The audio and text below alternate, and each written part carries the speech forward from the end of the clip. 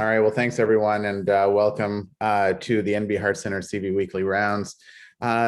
Today, I'm excited to have on board not only a colleague but also a friend, Dr. Paul Atkinson. And Paul, as many of you know, is currently the head of the emergency department and also the assistant dean of research at Dalmed NB or DMNB. But he was born in Belfast, and he did his med school over there, as well as his internal medicine residency, did an emergency, basically what we would refer to as a fellowship or a med specialist training in Cambridge, and then did a fellowship in trauma and ultrasound in Sydney, Australia, before kindly coming to St. John in January of 2010. And how I know Paul, because he basically came just about a year after I did, is that our kids both went to the same elementary school, Touchstone, and we got to know each other quite well there through our kids. And obviously, Paul and his wife Julie and their three kids have established themselves as St. Johners over the past 11 years. And I really thought it would be interesting to bring Paul under his hat as assistant dean of research, a job that he's just taken on over the last year and a half. And really talk about research in New Brunswick and how it is that as a clinician researcher, we sort of fit within the construct of the hospital and the university. And it's not just a physician researcher, it's also researchers across all of allied health. So without further ado, thank you, Paul, for taking the time to do this. And I look forward to hearing your talk. Thank you very much, Ansar. It is a pleasure to be with you. I want to start just by thanking your group for the support you've all provided for the emergency department over the years. We do appreciate it. You're a very collegial group, and I think we work well together. So I'm going to try to focus in on the topic at hand given to me to this idea of trying to tie together the different components and strings around clinical research here in St. John and New Brunswick in 2021. I think we'll start with a quote, doesn't hurt, and Mark Twain, a great American writer. Supposing is good, but finding out is better. And I think that perhaps encapsulates why we all bother with research at all. So yeah, I am going to talk very briefly, and I know we don't have much time, but I'm going to talk about the structure, where we need to go. I just wanted to touch for 1 minute on what my experience here in St. John with research. It's been over a decade now, and up until last year, my focus in research was in emergency medicine, where I've been chair of various bodies and I was the research director. What we essentially did there was try to create a local program, but link out, create networks, create partnerships, got involved in national leadership, got involved with the medical school, both at the undergraduate and postgraduate level. As I say, created networks that span the globe. To be honest, we've had studies that are multi-center, multi-continent. We did push on the publication front, perhaps more than on the funding front. Being a small center, we created our own channel of a journal, and we received some awards. So success, even if small, is possible here in St. John in research. That, I guess, all changed a little bit for me almost a year ago, not quite a year, when I was given this task and a nice Photoshop picture to go on the wall.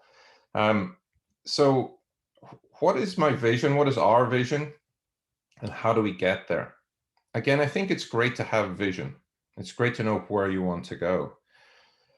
And I think we need to keep that in mind and keep focused on it. But we'll never get there unless we have a strategy. Otherwise, we wander around gazing into the distance, never getting any closer. So what is my vision? What is our shared vision? I think it has to be tying together the different components of what we already have here in New Brunswick, and then building better. Building towards what is appropriate for our setting of a small province, building around our strengths, the Heart Centre being an example of that.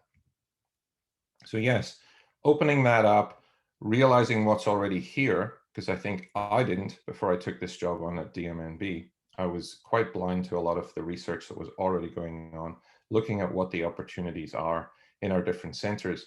And I think really there's some low-hanging fruit. There's some things that we could look at that would make a difference in outcomes. And I think that's important. If we're going to put all this effort in, we want to make care better for patients. It's not just some esoteric adventure that we're on. Now, you guys in the Heart Center feature big on the causes of death, not that you're causing them, but that you're dealing with them. Heart disease, the biggest killer in North America.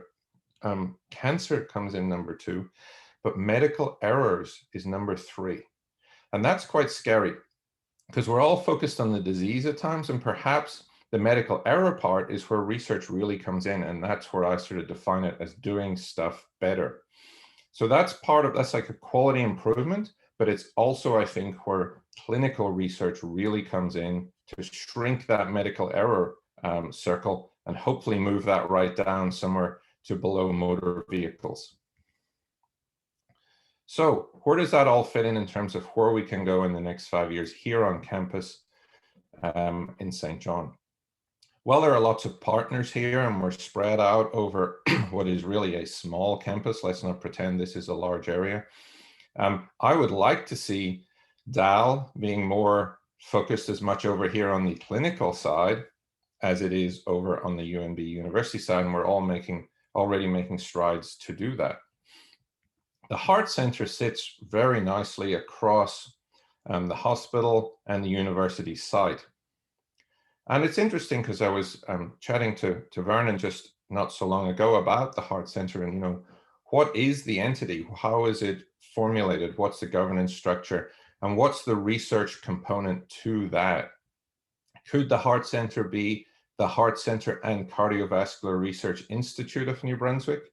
Is that a vision that we want to share so that it's integrated and aligned with our university, our medical school, which is DAL, as much as being aligned with the health authorities and the government? So we need a strategy to get there.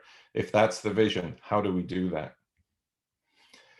Now, there's a DAL strategy, and you can look this up online, and I'm not going to sit here and read it all out. We don't have time, but I think it is worth looking up to see what the DAL research and DAL medical school strategic plan, which officially wound up its 5 years yesterday at the faculty meeting, but is continuing on. So it's great international leadership in med ed research, etc. What about the research component of this? Well, international leadership, but also research that's responsive to health needs across the Maritimes. Now, these are very high level, targeting international competitiveness while delivering health benefits. So it's very, very high level. So here in New Brunswick, in my first year, what I've tried to do is take that and really come up with a practical strategy of starting to connect people. And so that's been my big focus here, is connecting people, setting up some infrastructure to allow people to liaise, to support each other, to start to tap into some of the resources that we have. So we've created a council in groups, and you can see here the different themes. There are 4 major groups. There's a discovery science group with which Thomas is chairing. So that's your lab guys and people with bench research. Health services research and population health, that's big data, epidemiology, and Dan Dutton's chairing that. The clinical research group is what we're kind of talking about today, though I know that health services and population would probably be relevant to this group too. And Pam Jarrett has taken on chairing that, and that group is beginning to meet and connect clinical researchers across New Brunswick. And finally, there's an educational research group which helps look at how we teach, and also to support faculty who are providing mentorship in RIM and for residents. So lots going on, and here they are. It's just some pictures of the people involved. And again, just trying to highlight these 4 groups. I will highlight our new occupational medicine chair, Dr. Journet, who's in this picture. And of course, the star and our highlighted researcher for the summer, Dr. Hassan, and but other clinical researchers. So there's lots going on, and of course, let's not forget our great educational pillar.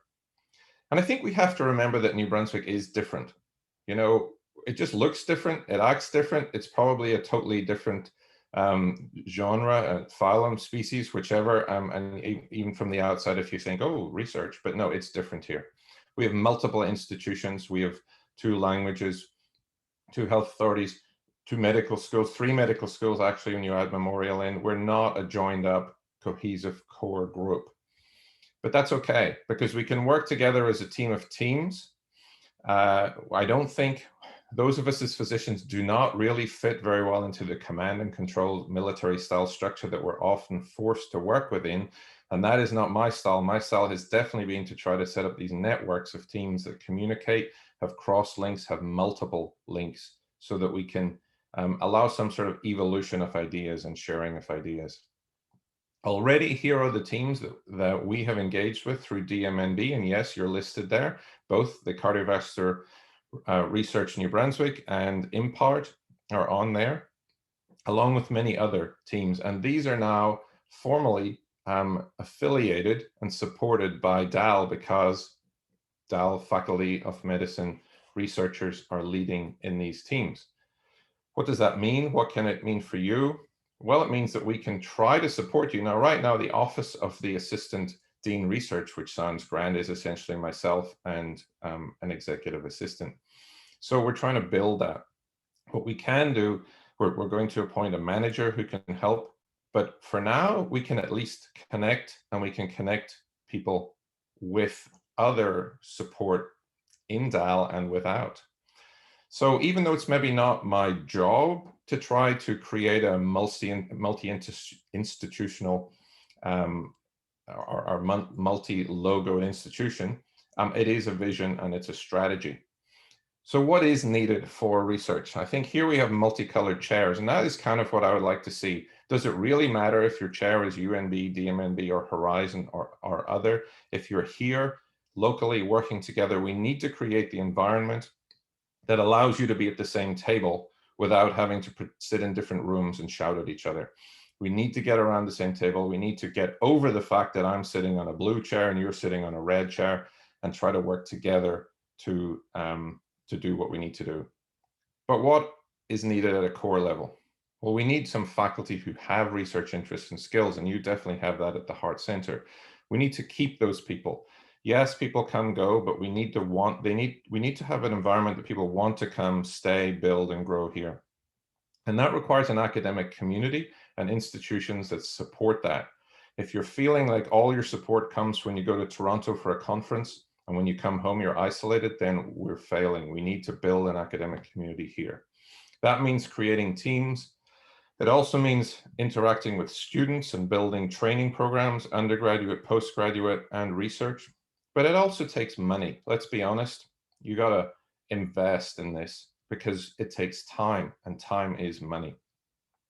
So we need to work on that. We need to work with government, NBMS, Horizon, DAL, others to really push for protected time and to push for funding opportunities.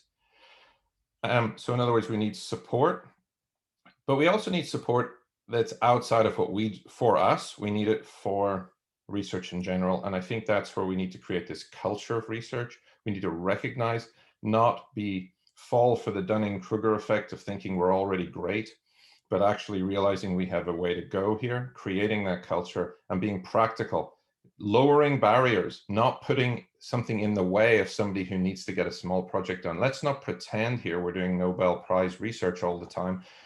It is sometimes okay to allow a small project to go through without perfect methodology as a learning experience. I mentioned funding. It's available.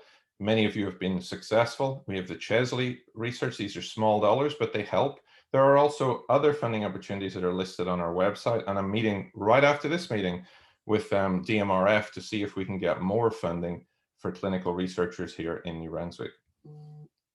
Don't forget NBHRF. They have the Clinical Scientist Support Program, and we work closely with them at DMNB and at Horizon to try to fund younger researchers. And there's a cycle where you can apply to have some protected time. Protected time is key. I started by showing some of the success we had in emergency medicine. I had protected time. I had at least a day, if not a day and a half per week of protected time. It matters. But reach out as well. Think about your undergrad, your postgrad, your residence, and other faculty opportunities at DAL.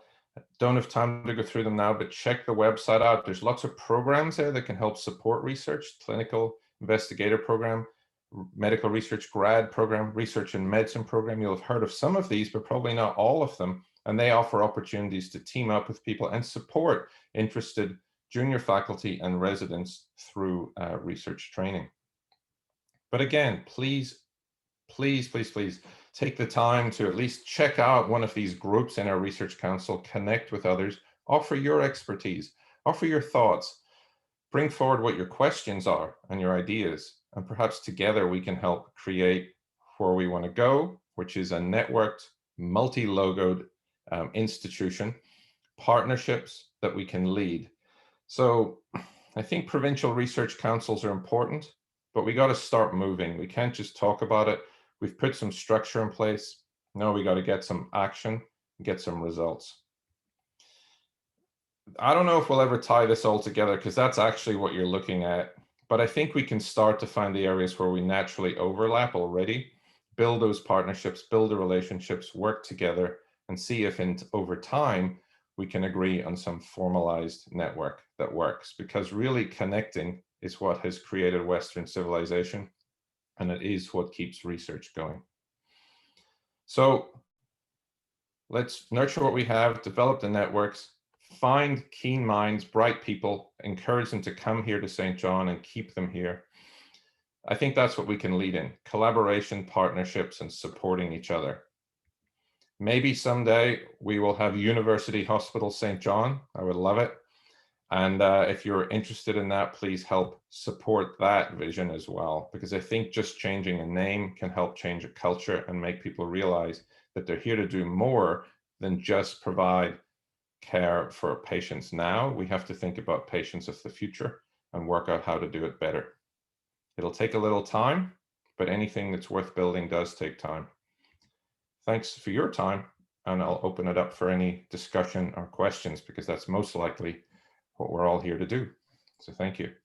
Thanks, Paul. That was fantastic and great overview. And I love the slides. I'm going to make a couple of points, and then maybe I'll shift over to JF and others who I'm sure would like to say something. So from my standpoint, I think you're absolutely right. I do like the idea of changing the name, because in so many ways you change the culture by changing the name. For how many years have we been the St. John Regional Hospital when we've applied for grants, and it's not been a CIHR approved institution, so you're now looking to have your funds directed to Dal, but then Dal for the longest time never thought of St. John as really being Dal, that it was really all in Halifax. And so as you indicated, you get this sort of feeling of tremendous isolation where you're working in a silo, and that you're not really at an academic center, you're just an academician that happens to be working in a center that may or may not support academics.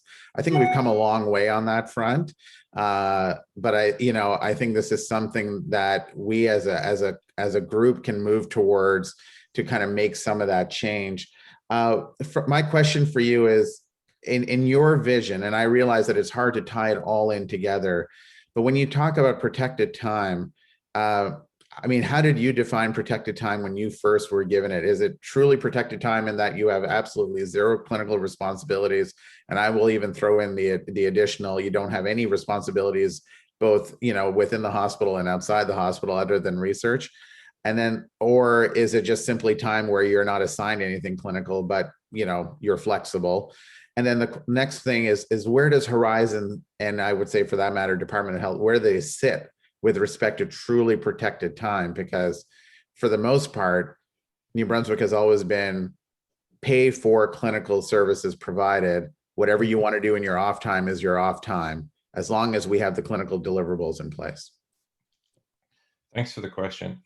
Over the past year, I've been involved in many meetings with many different entities, including government, university, NBHRF, NBMS, lots of people pushing this idea of true protected research time. I think people are starting to get the idea of protected academic time. I don't know that they're getting to the protected research time yet. So the idea of an academic funding plan or academic billing numbers with some, with actual protection, especially probably easier on people who are on a salary or who are on an AFP. It's a little tricky with the fee-for-service physicians. So I think we're getting some buy-in there that, yes, we now have 2 medical schools in the province, or 3, as I say. We have students coming through. It takes time. And so people are definitely focused on, yep, we can give you some time for teaching. And that's there already at a much lower rate for sure than clinical rates. The research component, I think, is we're getting there, but it's right now, I think what they're doing is trying to consolidate. There's discussions about combining different government bodies, NBIF, NBHRF, and they're hoping that that will help bring some industry money in and partnerships and increase the pot of money that people can apply for. So I think that's still the model. It's not my preferred model. I don't think it's fair that whenever you've got somebody who's skilled at research, you then ask them to work really hard to find money to pay for the work they have to do. I think if we as a province want research to be done, we should treat it a bit like medical education and say, let's create some jobs that are true clinical academic positions that, yes, you work 4 days a week clinically and you have 1 day for whatever your academic pillar is or your academic stream, whether that's teaching, whether that's administration, whether that's research. That's a model that's used in Australia. It's a model that's used in the UK, but they do have national contracts. And so I think we're a long way away from that, but the conversations are happening. You did ask me personally. Yes, I actually had in my job, I had a certain number of hours per week that were paid non-clinical time with a whole list of responsibilities that included committee meetings that were not research, that included trauma leadership that wasn't research, but it did give me, within that was set up a research program, deliver research, so I could set aside actual time and be paid for it to do research, which was a dream, which is one of the reasons I moved here from Cambridge to St. John. Mm-hmm. So I think AFPs might be a way to go, Ansar, and like really negotiating hard for AFPs that include all the different components of academia. Well, and I think that's exactly it. And I mean, unfortunately, or fortunately, whatever way you want to look at it, cardiac surgery came under an APP model, and it was not an AFP because the only deliverable we were expected to provide as a result of all of this was clinical, which is fine, but it still doesn't properly, carve out that protected time to do other things. So, it's left to us to kind of self-manage. But once again, I think that's where, it needs to come from above a little bit, that the province wants it, the health administration wants it. They want the research. And why is it that they want the research? They want the scientific benefit. They want the job production that comes from it. They want to, it's an industry. And so in a way. Anyway, I'll pass it off to JF. Yeah, thank you, Paul. This is something I've thought about many times. I've worked in 2 institutions in Halifax and here, and I think the crux here is for you to, and for all of us, to be able to demonstrate very clearly value to government and population of us as clinician scientists. Until we can sit down and demonstrate clear value, and it is sometimes difficult to demonstrate, no one will have an ability to wrap their head around this. There will always be this notion that a clinician scientist is not the same as a fee-for-service guy who works very hard. I work very hard. I do research on the side because I believe in it. How do you equate all those things? They somehow have to. I mean, the reality is everything we do in clinical medicine is because people have worked hard to prove and demonstrate that we need to do this way. And some of the clinicians forget that. And we need to reiterate this all the time. Anyways, that's really my crux, and I think people are trying really hard to demonstrate, and talking about it and bringing people together is a great start. But I still struggle, and as Ansar pointed out, in our AFP structure, at the end of the day, the AFP structure was structured. There's clinical work for this amount of guys, that split amongst those guys. Whatever you do outside, you do whatever you want. We're happy if you do research, but the reality is it's entirely based on the clinical deliverable. And, we're already understaffed from a clinical deliverable point of view. So, adding the other things is just adding on top. And they're happy for you to progress and do well, and the heart center do well, but there's nobody that gives a shit otherwise. Sorry, I don't mean to say this on this open line here. And have to delete this YouTube post. Anyway, yes, go ahead, Paul. I did put that on the slide as well, but I did blank it out. So I agree with you completely, but I do think that we can nudge. I believe strongly in nudge theory. And I think simple things like, affiliating ourselves and our institutions with the university and not just the health authority is a step, because then you have the university behind you, with you, advocating for you.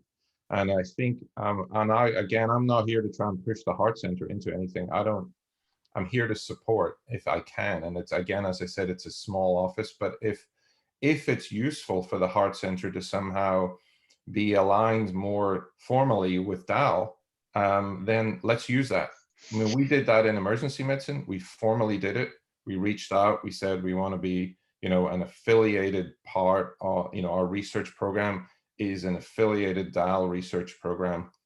We put DAL in all our publications. We use the logo.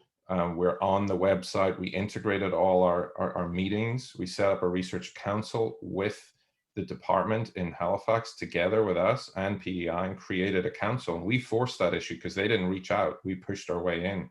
And so, and I'll make it, if you don't mind, Jeff, I'm going to make a personal comment. You may or may not know about this. And there was someone apologized for this, and again, so they weren't meaning it in any way, but it's just the perspective. So somebody who was applying for Associate Dean of Research for DAL recently was talking about attrition and loss of key researchers. And they said, and they used you as an example, they said, we lost JF.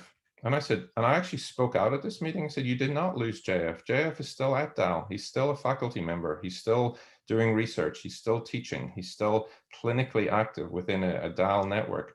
Why do you think you've lost him? That's, and that's what we're fighting here, I think, in New Brunswick. We have to make sure we are part of whatever university network we're signed up to. And we have to, and I'm not, that was just a misunderstanding. It was a throwaway comment. It was an apology. It was not targeted, but it still shows the idea that in Halifax, they think if you leave Halifax, you're gone. Correct. And we need to change that. And I think we have to choose. We have to, you can't be part of multiple families. And I think you can probably bring the families together in a network, but each of us, I think, has to say, well, what faculty am I a member of? What am I going to put in my papers? Who am I going to be loyal to? What's my network locally? And I'm still not sure. Yeah, sure, I'm wearing my DAL t-shirt today because that's who I'm representing. But, sometimes I wear my Horizon one very strongly as well. Yes. So that's tricky. But that creates a culture. So if the Heart Centre had a DAL and a Horizon logo and used that and pushed to be an institute or a center through DAL as well as Horizon, as well as the government, and then start to use that in your next round of negotiations to say, well, we have responsibilities. If we can get academic numbers to you from the university, then you actually do have some leverage with the government to say, we have an academic number and we need to deliver on that. So small steps, but I think reaching out and thinking, well, because it's free. It doesn't cost a thing to put a DAL logo on and register as a center or a group. So can I advocate one more thing along those lines then, is also from a departmental structure in Horizon that leadership has, because the biggest barrier that I've seen here of us being associated with DAL in Halifax is the Department of Surgery here, and I'm part of the Department of Surgery, primarily not the Heart Centre in theory, is there is no link despite all the efforts that I've made with Halifax. The Department of Surgery does not consider this Department of Surgery as under or part of them. I agree with you. So that needs to be absolutely addressed. So that is being addressed. I am pushing very, very hard. I mean, let's be honest. I've only had about 9 months at this, and I'm not promising we'll get success, but every time I meet with the dean, with the associate deans for research, I go to the department head meetings. I push for New Brunswick. I ask them how they're integrating. In fact, yet when I was preparing for this conversation, I'm thinking about perhaps some sort of letter to the dean asking what the responsibilities are for departments in DAL to include everyone in their general meetings, in their decision making, in their funding plans. Let's start pushing. But I also need people to ask directly themselves. So I need the faculty here to be not asking me, but writing to department heads in Halifax saying, why am I not invited to your meeting, your faculty meeting? Why not? I'm a member. and really advocating for their group themselves. And I'll be doing that on the inside as well. So I think if we all work together, if that's the direction we want to go in, let's push hard. Yeah, I love that. Agreed. I think this is a great stepping stone. I think, when you think about it, like we're in the process, obviously, of recruiting somebody to replace me, but why aren't we adding you as somebody on the agenda for them to meet with? Like, why aren't we kind of tying in actual deliverables, to our new hires within the Heart Center, so that if we're going to say we want research, it has to be a productive research position, where they're given the tools to be able to do it, but the expectations and the deliverables within that first year and a half are met, so that they are officially allowed to pass their probationary period. So maybe, JF, that's a good thing we should do, is we should add Paul onto the interview list for whoever it is that we choose to interview. And I think, and that speaks for all of the Heart Center, as we're bringing in people. Once again, it's always been, as long as they can deliver clinically, we're good. Whatever else they do on the side is a bonus. So you could be a researcher, you could be an administrator, you could be an educator, or you could be a comedian. I think it all probably holds the same weight at the Heart Center. So I think it would be important for us to maybe ratchet it up and actually start attaching, tangible, deliverables to the various positions as we're bringing them in, so that we don't let the hire get away from us 5 years down the road, and they're no longer producing or capable of producing. Excellent. Paul, thank you so much for your time and for the enlightening discussion. And I think we're all better for it. And best of luck. You've done a fantastic job in your new position. And I'm really excited that, you've taken it to this level in such a short period of time. And I only foresee greater things to come, and hopefully we can stay in touch in the long haul. And next week, Dr. Marala Zunian from the University Health Network in Toronto is going to be deconstructing the aortic guidelines, specifically the aortic valve guidelines from the most recent AHA-ACC publication 2020. So that should be very exciting. Guys, thank you very much and have a wonderful day. Thank you so Thanks, much. Paul. Thank you, Paul. Bye.